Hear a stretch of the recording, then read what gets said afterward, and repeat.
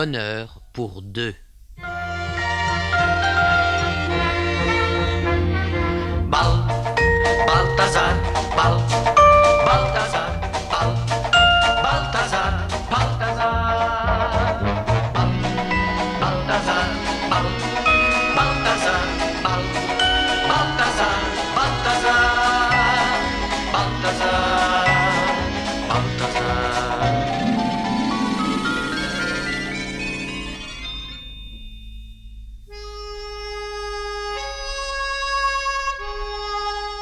La ville du professeur Balthazar avait évidemment son agent de police, un officier nommé Hubert.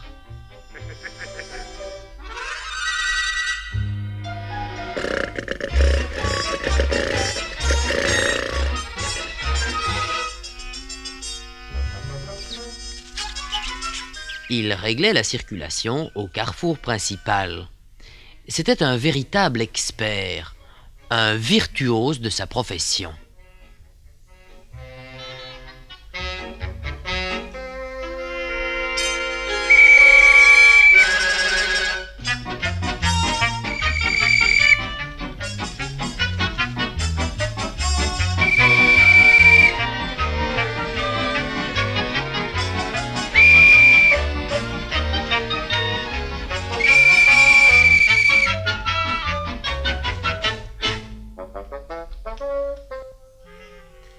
Mais dans sa vie privée, il était tourmenté par un désir secret, un désir terrible. Pendant des années, il résista courageusement.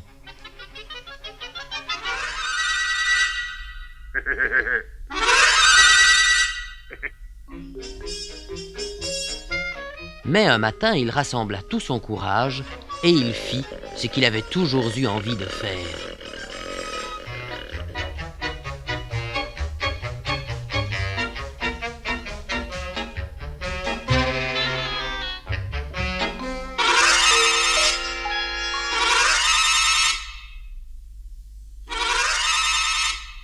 Le résultat fut sensationnel.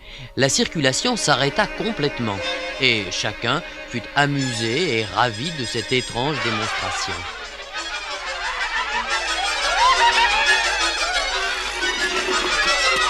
Enfin, le chef de la police arriva. Il agit selon l'ordonnance de la loi.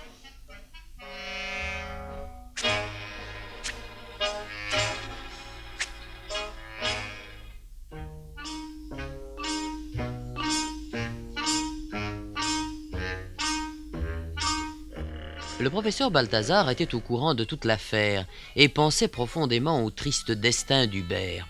Il conclut que notre monde punit injustement quiconque cède à un innocent désir irrationnel. Et il conclut encore qu'il devait y avoir un autre monde où de tels désirs seraient parfaitement admis.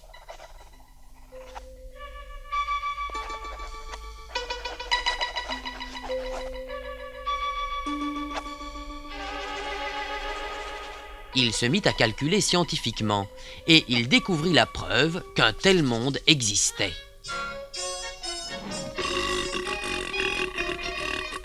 Il va sans dire qu'Hubert fut la première personne à qui il apporta cette merveilleuse nouvelle.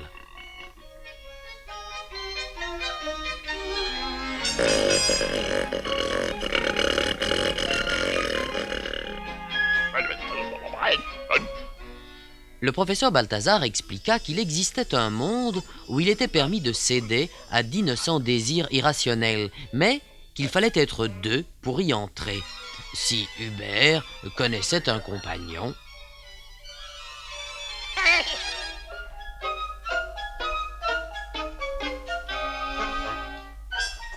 c'était incroyable. Le premier compagnon qu'Hubert découvrit fut le chef de la police, qui avait toujours eu le désir secret de dessiner des moustaches sur les affiches.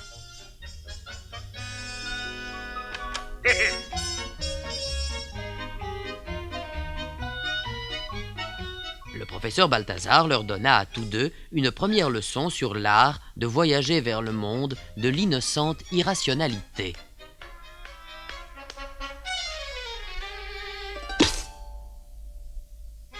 Dès qu'ils revinrent, ils remercièrent le professeur Balthazar de façon enthousiaste et lui demandèrent de les accompagner lors d'un prochain voyage.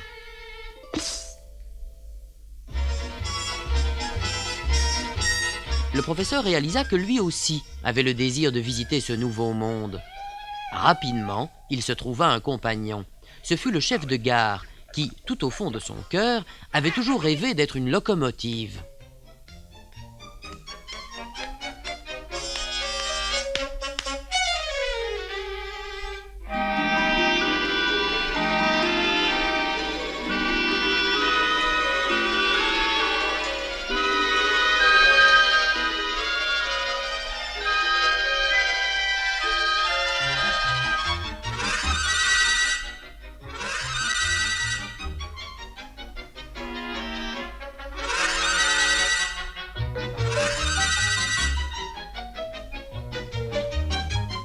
C'était le bonheur véritable. Chacun s'amusait franchement, suivant son destin.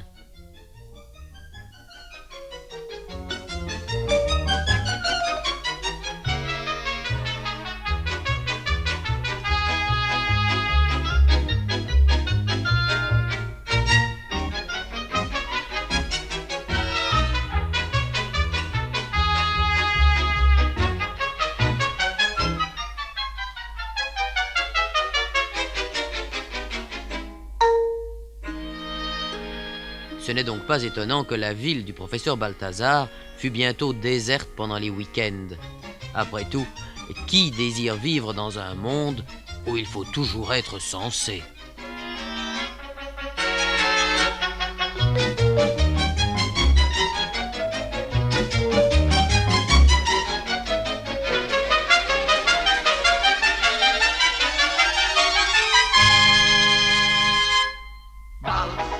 Balthazar, Balthazar, Balthazar.